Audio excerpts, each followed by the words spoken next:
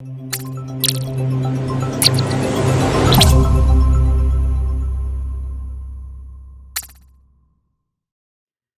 everybody to this very first module on your sports exercise and health sciences content. In this module, we're going to make a start on our very first topic, the skeletal system. And in particular, we're interested in looking at learning objective 1.1.1, which is to distinguish anatomically between the axial skeleton and the appendicular skeleton. So what the axial skeleton is essentially the center of your body. And so we're looking at things like our skull or our sternum, which is where our center chest is, our ribs, as well as our spine, or what we call the vertebral column. And then attaching to that, we have the appendicular skeleton. And the appendicular skeleton is our limbs, different parts of our body that are more away from the center of the body.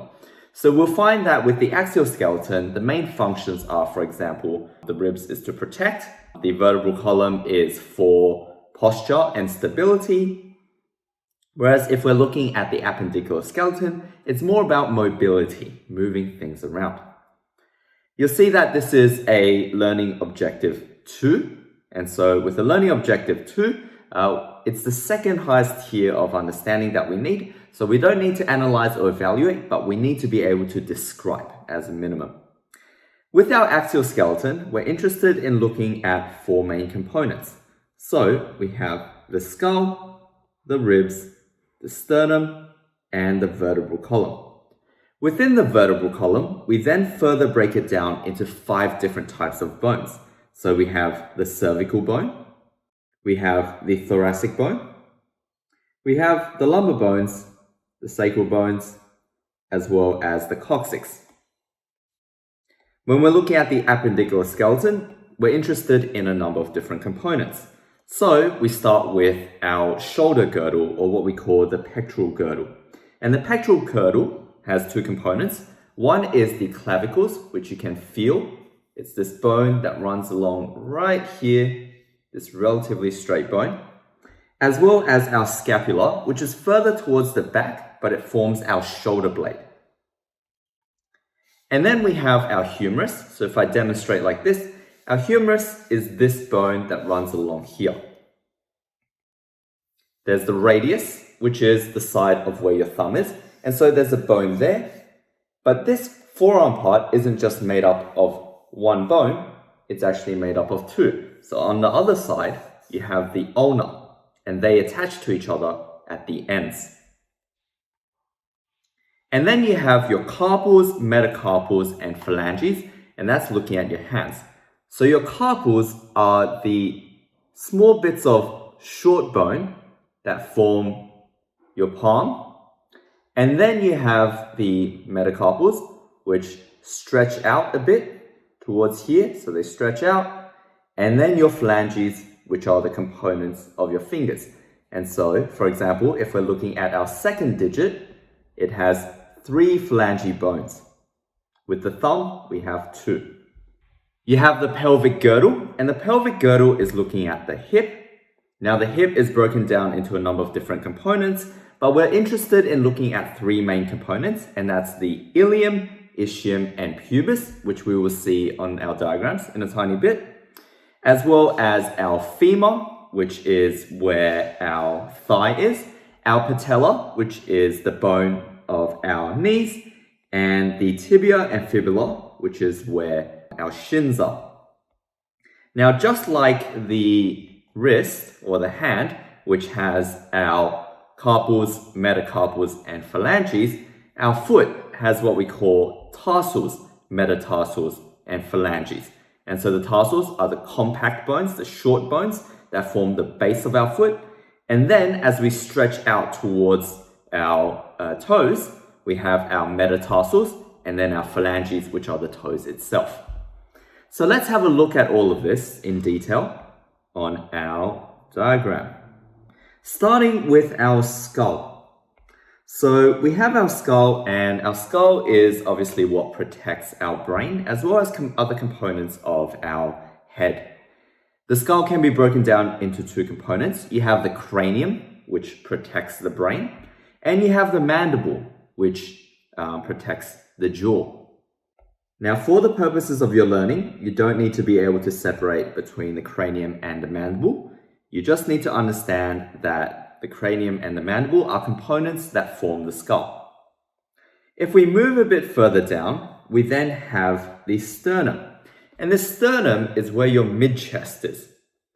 And so the sternum is used to really protect this area of your chest. But what it's very useful for, and its main function, is really to serve as a central attachment point for ribs. So our ribs go out like this, and they protect our lungs as well as other organs that are within that vicinity. And so with our ribs, they run along like that, and we have a total of 12 ribs. So we're looking at a number of true ribs, the ones that are attached to the sternum, as well as some on the lower end there, where you can see that it's not directly attached to the sternum, but it's attached to this cartilage here that's attached to other ribs. And so these are what we call false ribs, and they also serve to protect our body. They just don't attach directly onto a sternum. They attach onto a cartilage and follow along that and stick into the sternum at the end there. So we have the skull, the sternum, the ribs, and we have the spinal column, or what we call the vertebral column. Now, the vertebral column is what we commonly refer to as our spine. But what you'll notice about the spine is that it's not just a straight thing. There's a certain curvature to it. And the curvature really gives it its anatomy because it defines the different areas of the spine, each of which have different functions. So for example, if we're looking at the lumbar spine, we might be looking at the lower back. If we're looking at the thoracic spine, we're looking at the upper back. If we're looking at the cervical area, we're interested in the spine around the neck. So the vertebral column can be divided into 5 parts. The first of these is the cervical vertebra. And so with your spine, you've got really 33 bones. And the cervical vertebra makes up the first 7 bones of your spine. And this part actually goes into your head area. It kind of goes into the skull. And it allows you to nod your head, shake your head, as well as a number of other motions around this area. So we term these C1, C2, C6, C7. And so each of these is a bone by itself, and it's separated, and then you have another bone, and it's separated, and another bone, and that allows you to get a bit of movement between those bones, because bones themselves are relatively rigid. So if it was just one continuous bone there, you wouldn't be able to move. So we have cervical vertebrae 1 through to 7. In the middle here, you have thoracic vertebrae, and you have 12 of these thoracic vertebrae. So thoracic vertebrae is what runs behind your ribs, really. They kind of attach to the back there. And this is basically giving you your upper spine. Your upper spine will be giving you a lot of posture. It will be protecting you against damage from the back. And it also covers a number of body organs, such as the lungs from the back. And it forms an attachment point for your ribs. And that's also protective of your heart, as well as a number of other structures. So we have 12 thoracic vertebrae. After that, we have the lower back. And the lower back is made up of what we call lumbar vertebrae. Lumbar vertebrae, there are 5. And this is really for stability. And sometimes you can get lower back pain. If you get lower back pain, it's most likely your lumbar vertebrae that's being impacted. Below the lumbar vertebrae, we have the sacrum. And the sacrum is quite an interesting area because this is where your pelvic bones start to attach. So this is really approaching the end of the spine now. It's 4th of the 5 spine components going down. And this is where your pelvic girdle starts to form. It forms around the sacrum. At the very bottom of it, you have your coccyx. And your coccyx is sometimes called your tailbone. So this is the fifth part of the vertebral column. And the coccyx here is actually 4 bones fused into one. The sacrum is really 5 bones and it's fused into one. Now the reason they're being fused is so that we don't get much movement between them, because if you really think about it, you want your hips to be very stable. You don't want it to be moving as much. So that's the purpose of the fusing.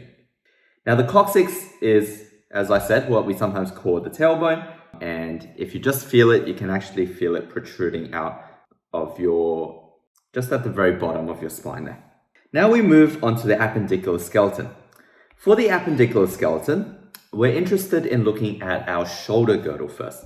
So if you just trace from here, the center here, and you follow this bone out, that is what we call the clavicle.